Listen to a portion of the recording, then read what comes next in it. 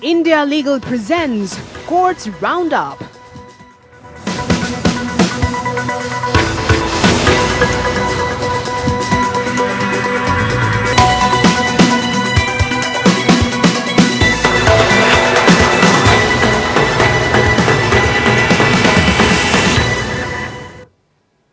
नमस्कार, courts roundup में स्वागत है आपका। मैं हूं आपके साथ नेहा दुबे। इस बुलेटिन में अगले आधे घंटे आपको कोर्ट से जुड़ी तमाम छोटी बड़ी खबरों से करवाएंगे रूबरू। कोर्ट की कार्रवाई और सुप्रीम कोर्ट से लेकर हाई कोर्ट्स और लोअर कोर्ट्स तक के फैसलों को रखेंगे आपके सामने।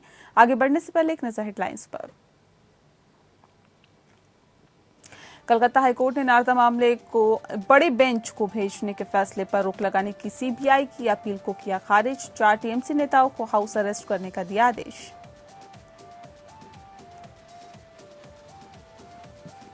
सुप्रीम कोर्ट ने कॉर्पोरेट को दिया बड़ा झटका। आईबीसी के नियमों को रखा बरकरार। अब देनदारों के प्रमोटरों पर कार्रवाई कर सकेंगे बैंक। ऋण की वसूली के लिए रास्ता साफ। शोषण केस में तहलका के पूर्व संपादक तरुण तेजपाल बरी। गोवा की सेशन कोर्ट ने तेजपाल को दी राहत। पिछले 8 सालों से चल रहा था case.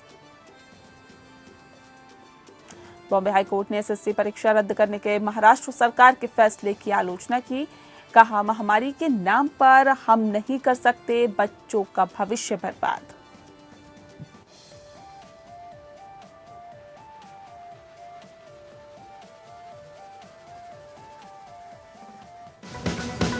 India Legal presents Courts Roundup.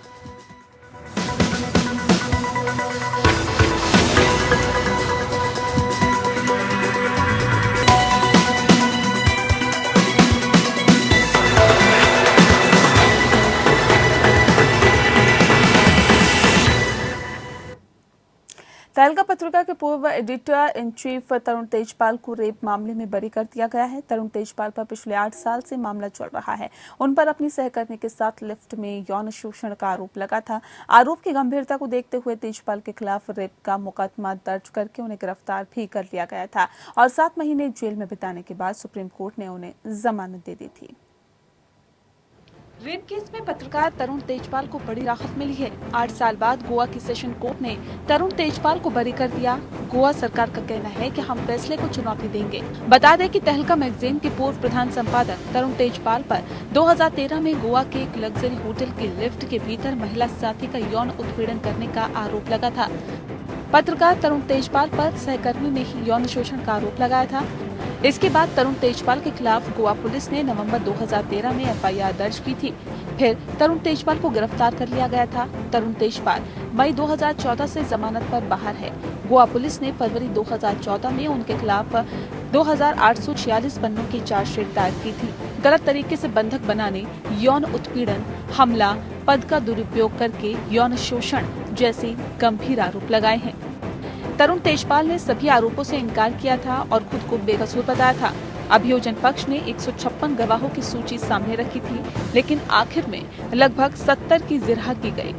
पत्रकार तरुण तेजपाल पर आईपीसी की धारा 342 गलत तरीके से रोकना, 342 गलत मंशा से कैद करना, 354 गरिमा भंग करने की मंशा से हमला या आपराधिक बल का प्रयोग करना, 354A यौन उत्पीड़न, 376(2) महिला पर अधिकार की स्थिति रखने वाले व्यक्ति द्वारा बलात्कार और 376(2) के नियंत्रण कर सकने की स्थिति वाले व्यक्ति द्वारा बलात्कार के तहत मुकदमा चला।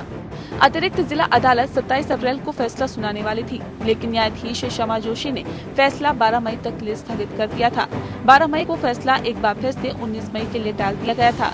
अदालत ने पूर्व में कहा था कि कोरोना वायरस वैश्विक महामारी के चलते स्टाफ की कमी के कारण ये मामला स्थगित किया गया था। तरुण तेजपाल ने इससे पहले बॉम्बे उच्च न्यायालय का रुख कर अपने ऊपर आरोप तय किए जाने पर रोक लगाने का अनुरोध किया था, लेकिन उनकी याचिका खारिज कर दी गई थी। तेजपाल ने शुरू में ही कहा कि उनसे फैसला करने में गलती हुई और उन्होंने हालात का गलत अर्थ समझा, जिसकी वजह से ये दुर्भाग्यपूर्ण घटना हुई।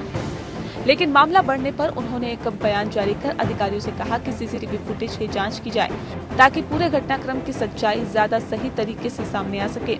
उन्होंने कहा कि उनके खिलाफ ये मामला गोवा में बीजेपी सरकार के राजनीतिक प्रतिशोध का हिस्सा है। 30 नवंबर 2013 को गिरफ्तार कर लिया गया था और 7 महीने बाद जुलाई में जेल से रिहा कर दिया गया था। बाद में वो अपने ऊपर लगे आरोपों को खारिज कराने के लिए गोवा हाई कोर्ट और सुप्रीम कोर्ट गए, लेकिन कामयाबी हासिल नहीं हो सकी। Bureau report.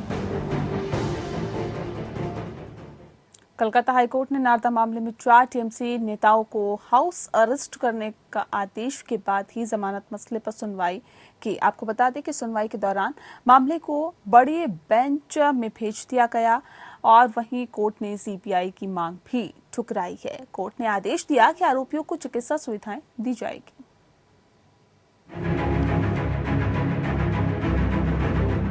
नारदा घोटाले में सीबीआई द्वारा गिरफ्तारी के बाद 17 मई से हिरासत में रहे तृणमूल कांग्रेस के 4 नेताओं की जमानत से संबंधित मामले की सुनवाई कर रही कलकत्ता हाईकोर्ट की खंडपीठ में जजों के भिन्न विचार होने के बाद मामले को एक बड़ी पीठ को भेज दिया गया।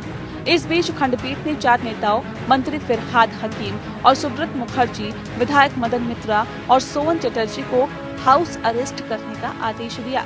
इस दौरान उन्हें सभी चिकित्सा सुविधाएं दी जाएगी। हाईकोर्ट ने गिरफ्तार किए गए व्यक्तियों में से 2 के नवनिर्वाचित राज्य सरकार में मंत्री और 1 के विधायक होने के कारण उन्हें अपने कार्यों के निर्वहन के लिए हाउस अरेस्ट के दौरान फाइलों तक पहुंचने और वीडियो कॉन्फ्रेंसिंग के माध्यम से अधिकारियों से मिलने की अनुमति दी है। पीठ ने मौजूदा आदेश पर रोक लगाने के सीबीआई के अनुरोध को भी खारिज कर दिया। बेंच ने टीएमसी नेताओं के वकीलों द्वारा अंतरिम जमानत पर रिहा करने के अनुरोध को मामले की सुनवाई एक बड़ी बेंच द्वारा नहीं किए जाने तक ठुकरा दिया। हालांकि उसने नेताओं को फाइलों तक पहुंचने, अधिकारियों से मिलने की अनुमति दी है, लेकिन केवल वीसी के माध्यम से। कार्यवाहक मुख्य न्यायाधीश राजेश बिंदल और न्यायमूर्ति अरिजीत बनर्जी के खंडपीठ ने बुधवार को मामले की लंबी सुनवाई की और परस्पर विरोधी राय दी। जस्टिस अरिजीत बनर्जी ने जहां अंतरिम जमानत देने का आदेश पारित किया, वहीं एसीजे बिंदल ने असहमति जताई और कहा कि गिरफ्तार किए गए 4 टीएमसी नेताओं को नजरबंद रखा जाना चाहिए।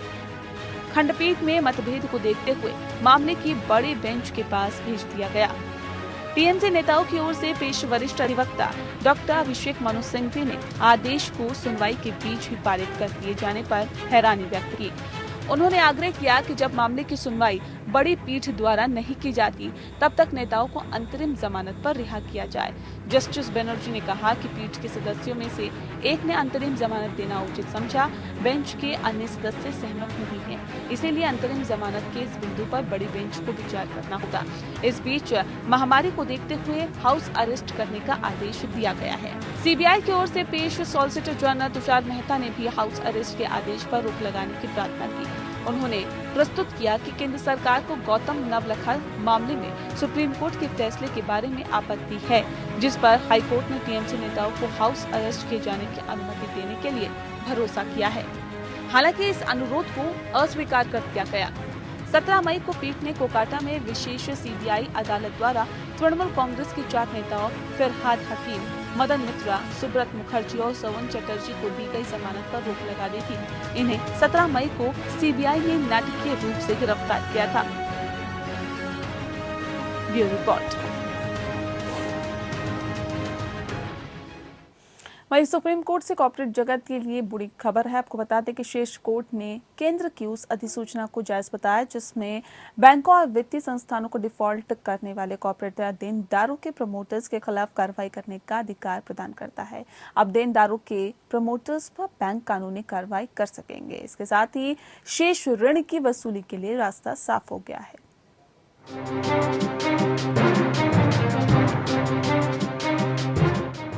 सुप्रीम कोर्ट से कॉर्पोरेट जगत को बड़ा झटका लगा है। अब अनिल अंबानी समेत अन्य डिफॉल्टर्स की मुश्किलें बढ़ने वाली है। शीर्ष अदालत ने केंद्र सरकार की उस अधिसूचना को सही ठहराया है जिसने बैंकों और वित्तीय संस्थानों को डिफॉल्ट करने वाले कॉर्पोरेट लेनदान के प्रमोटरों यानी कि व्यक्तिगत गारंटर के खिलाफ कार्रवाई करने का अधिकार प्रदान करता है। शीर्ष अदालत के इस आदेश ने कॉर्पोरेट दिवालिया समाधान प्रक्रिया या CIRP के समापन के बाद ऋणदाताओं के लिए व्यक्तिगत गारंटीकर्ताओं से शेष ऋण की वसूली के लिए रास्ता साफ हो गया है। दरअसल अनिल अंबानी, कपिल वधावन, संजय सिंघल और वेणुगोपाल धूत आदि उद्योगपतियों ने 15 नवंबर 2019 की अधिसूचना को चुनौती दी थी, जिसमें इंसॉल्वेंसी एंड बैंकरप्सी कोड या IBC के प्रावधानों का दायरा प्रमोटरों तक के लिए बढ़ा दिया गया था। जस्टिस एल नागेश्वर राव और जस्टिस एस रविंद्र भट्ट की पीठ द्वारा दिए गए इस फैसले में वर्ष 2019 की इस अधिसूचना को कानूनी और वैध करार दिया गया है। अब SBI अनिल अंबानी के खिलाफ दिवालियापन की कार्रवाई कर सकती है। हालांकि इससे पहले दिल्ली हाई कोर्ट ने दिवालियापन की कार्रवाई पर रोक लगा दी थी, लेकिन सुप्रीम कोर्ट ने इसे सही ठहराते हुए कार्रवाई का आदेश जारी किया है। अनिल अंबानी की 3 कंपनियों पर बैंकों का 49,000 करोड़ रुपए से अधिक बकाया है। पिछले साल भारतीय स्टेट बैंक ने अनिल अंबानी के 3 रिलायंस ग्रुप को फ्रॉड बताया था। देश के सबसे बड़े बैंक SBI ने दिल्ली हाई कोर्ट में अनिल अंबानी के रिलायंस समूह की 3 कंपनियों के खिलाफ याचिका दायर की थी। बैंक ने हाई कोर्ट से कहा था कि इनके ऑडिट के दौरान फंड का दुरुपयोग, हस्तांतरण और हेराफेरी की गई है। इसकी CBI जांच की जाए। हालांकि दिल्ली हाई कोर्ट ने SBI से यथास्थिति बनाए रखने का आदेश दिया था। कर्ज लेने वाला व्यक्ति अपने दोस्तों या करीबी रिश्तेदार को गारंटर बनाता है। बैंकों और वित्तीय संस्थानों से लोन देने के वक्त कर्ज लेने वाले और गारंटर में कोई खास अंतर नहीं होता है। फर्क इतना होता है कि EMI कर्ज लेने वाले के खाते से कटती है। अगर लोन लेने वाला व्यक्ति समय पर किस्त नहीं चुकाता तो एक निश्चित समय के बाद बैंक गारंटर को पकड़ता है। Bureau report. कर्नाटक हाईकोर्ट ने राज्य को दूसरी डोज की खरीद के लिए उठाए गए कदमों को सूचित करने का निर्देश दिया है और कहा है कि वैक्सीन को लेकर लोगों में झूठी उम्मीद न जगाएं। ऐसे में कोर्ट ने कहा कि राज्य सरकार को पहली डोज लेने वाले लाभार्थियों को दूसरी डोज की आवश्यकता पर फिर से काम करना होगा।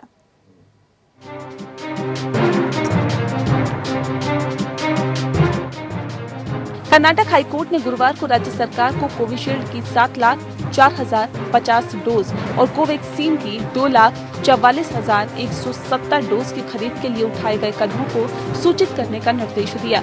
दरअसल राज्य में विशेषज्ञों के निकाय द्वारा निर्धारित समय सीमा के भीतर लोगों को दूसरी डोज नहीं मिल पा रही है। कोर्ट ने कर्नाटक राज्य में टीकाकरण की कमी की गंभीर स्थिति को देखते हुए ये निर्देश दिया। अदालत को 18 मई को सौंपे गए विवरण के अनुसार कोवैक्सीन की पहली डोज लेने वाले 4,55,084 से अधिक लोगों ने 4 सप्ताह पूरे कर लिए हैं। अब तक 39,457 लाभार्थियों ने 3 सप्ताह पूरे कर लिए हैं।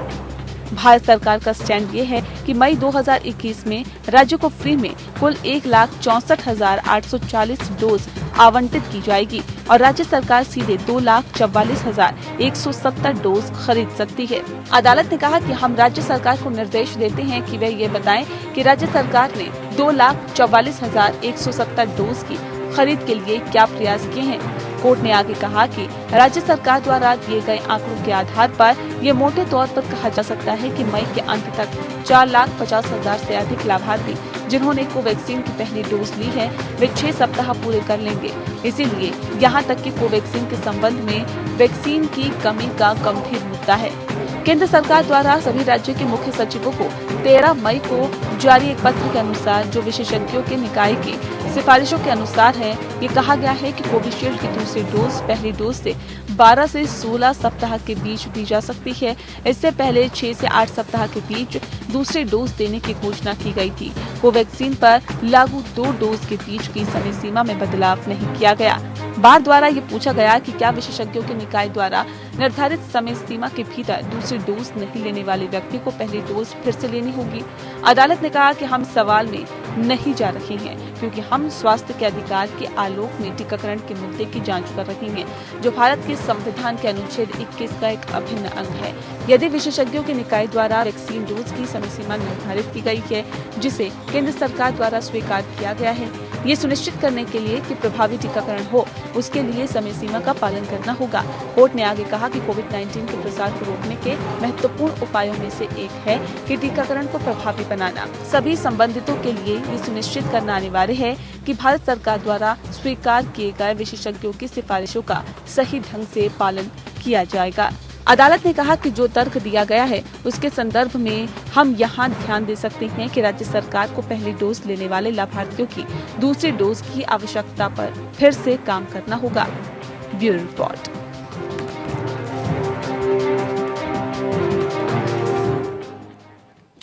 वहीं मद्रास हाईकोर्ट के चीफ जस्टिस संजीव बनर्जी ने तमिलनाडु में कोविड मामलों के प्रबंधन को ट्रैक करने के लिए शुरू की गई स्वतः संज्ञान कार्रवाई के दरमियान आग्रह किया कि भविष्य के लिए तैयारी करनी होगी, जबकि राज्य सरकार की ओर से पेश महाधिवक्ता ने कहा कि राज्य में कोविड की स्थिति में सुधार हुआ है। चीफ जस्टिस ने कहा कि हमें भविष्य के लिए भी योजना बनानी होगी, हमें ढील नहीं देनी होगी और ऐसे में ये भी नहीं कहना चाहिए कि दूसरी लहर चली गई है। हमें भविष्य के लिए तैयारी करनी है ताकि अगली बार हमारी लापरवाही पकड़ी न जाए। सुनवाई के दरमियान चीफ जस्टिस संजीव बनर्जी और जस्टिस सेंथिल राममूर्ति की खंडपीठ ने यह भी कहा कि केंद्र की ओर से दायर बयान पिछले प्रस्तुति के पुनरावृत्ति प्रतीत होता है। इस पर additional solicitor general Shankar Narayan ने जवाब दिया कि वे सोमवार तक विस्तृत रिपोर्ट के साथ जवाब देंगे। कोर्ट ने कहा कि केंद्र के बयान में किसी भी योजना या निकट भविष्य में टीकों और दवाओं में आवंटन का कोई संकेत नहीं है और ऐसे में बेंच ने कहा कि कार्य योजना पर एक विस्तृत रिपोर्ट दायर की जाएगी। कोर्ट ने एडवोकेट जनरल आर मुगसुंदरम और पुडुचेरी सरकार के वकील के दलीलों पर ध्यान दिया। तमिलनाडु राज्य और केंद्र शासित प्रदेश पुडुचेरी को आवश्यक मात्रा में ऑक्सीजन नहीं मिल रही थी। तमिलनाडु के स्वास्थ्य सचिव की ओर से दायर एक रिपोर्ट का हवाला देते हुए चीफ जस्टिस ने कहा कि ईस्टर्न कॉरिडोर से 100 मीट्रिक टन ऑक्सीजन नियमित आधार पर नहीं दी जा रही है। एडवोकेट जनरल ने कहा कि राज्य मौजूदा आपूर्ति के साथ प्रबंधन करने में सक्षम। चीफ जस्टिस के नेतृत्व में पीठ ने अपने फैसले में निर्देश दिया कि तमिलनाडु और केंद्र शासित प्रदेश पुडुचेरी को ऑक्सीजन की आपूर्ति में वृद्धि होनी चाहिए और कहा कि केंद्र ने ऑक्सीजन की आपूर्ति में वृद्धि की है ताकि तमिलनाडु और पुडुचेरी सहित सभी राज्यों और केंद्र शासित प्रदेशों को समान और बढ़ी हुई आपूर्ति सुनिश्चित की जा सके। मामले में भेल की ओर से प्रस्तुत किया गया है कि ऑक्सीजन प्लांट खोलने जा रहा है। चीफ जस्टिस ने इस मामले में कहा कि उन्हें उम्मीद है कि प्रक्रिया में तेजी आ जाएगी और ऐसे में स्टरलाइन प्लांट के वकीलों ने कोर्ट को बताया कि स्टरलाइन ने थूथुकुडी मेडिकल कॉलेज को ऑक्सीजन की आपूर्ति करने के लिए थूथुकुडी में प्लांट खोला है, जिसे कोर्ट ने अपने आदेश में दर्ज किया है। दिलचस्प बात यह है कि आदेश दिए जाने के बाद भेल के वकील ने स्पष्ट करने का प्रयास किया कि संयंत्र ने अभी तक ऑक्सीजन का उत्पादन शुरू नहीं किया है, इसके लिए निविदाएं जारी करने की प्रक्रिया है और ऐसे में हालांकि कोर्ट ने इस समय तक सुनवाई से लॉकआउट कर दिया था।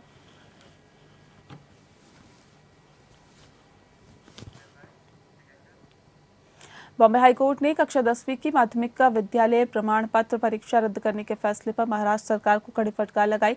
कोर्ट ने मौखिक टिप्पणी में कहा कि महामारी के नाम पर हम अपने बच्चों का करियर और भविष्य खराब नहीं कर सकते हैं। शिक्षा नीति के निर्माताओं को ये पता होना चाहिए कि राज्य में ये बिल्कुल भी स्वीकार्य नहीं है। Justice SJ. खतावाला और जस्टिस एस.पी. तावड़े की खंडपीठ मार्च 2021 में तय एसएसपी परीक्षाओं आपको बता दें कि एसएससी परीक्षाओं को रद्द करने के राज्य सरकार के फैसले के खिलाफ एक जनहित याचिका पर सुनवाई कर रही थी। कोर्ट ने मौखिक टिप्पणी में कहा कि महामारी के नाम पर हम अपने बच्चों का करियर और भविष्य खराब नहीं कर सकते हैं। शिक्षा नीति के निर्माताओं को ये पता होना चाहिए कि राज्य में ये बिल्कुल भी स्वीकार्य नहीं है। Justice SJ. खतावाला और जस्टिस एस.पी. तावड़े के खंडपीठ मार्च 2021 में तय एसएससी परीक्षाओं को रद्द करने के राज्य सरकार के फैसले के खिलाफ एक जनहित याचिका पर सुनवाई कर रही थी।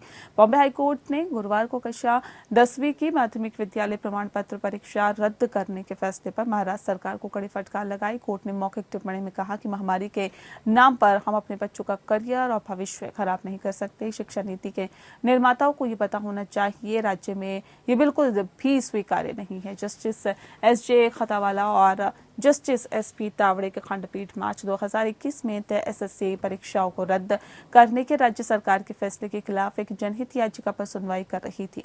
मामले की सुनवाई के दरमियान राज्य के वकील पी.पी. काकड़े ने कहा कि एसएससी और सीबीएसई और आईसीएसई में 3 स्ट्रीम्स हैं और एडमिशन के वक्त इनमें उचित समानता की आवश्यकता है।